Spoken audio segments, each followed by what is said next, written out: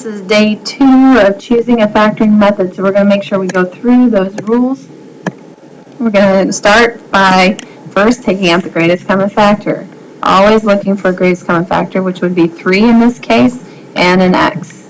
3x times x squared gives me 3x cubed. 3x times 2x gives me the 6x squared.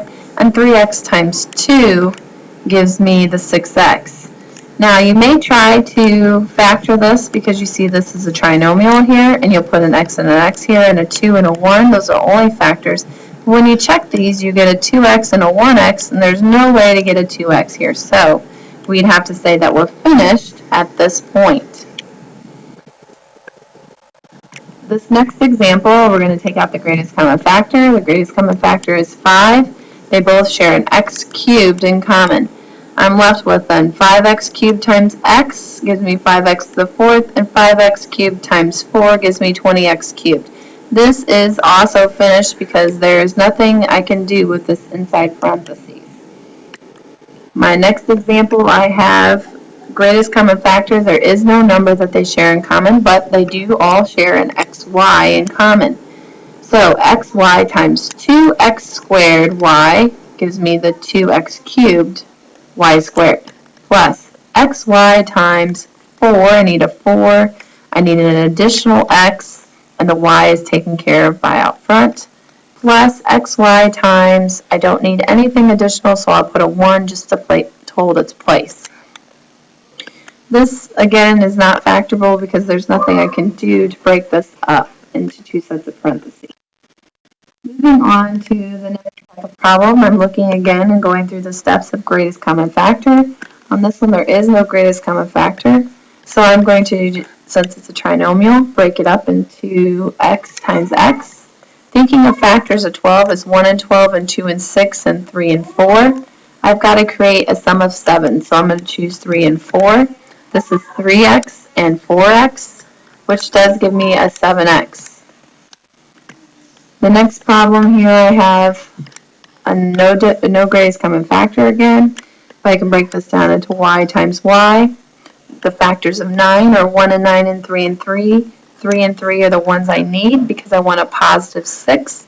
This gives me a 3y and a 3y, which is a positive 6. And I can write this as a quantity squared, 3y quantity squared. My next problem, looking for a greatest common factor. There is no greatest common factor. The nice thing about this one is I notice that this is 2x times 2x, so this is a squared term, and this is 5 times 5, which very well could simplify my factoring and not have to try so many things. I'm going to try 2x times 2x, and I'm going to try 5 times 5, and good for me that I get 10x and 10x, which gives me a 20. I need to make them both negative, so I get a negative 20.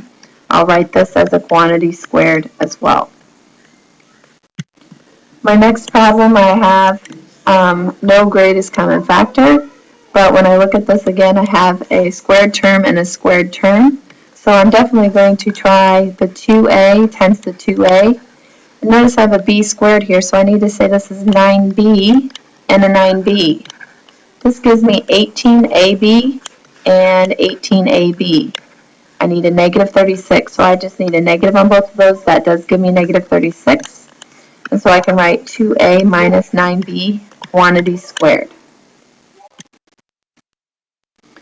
My next problem here I have is only 2 terms.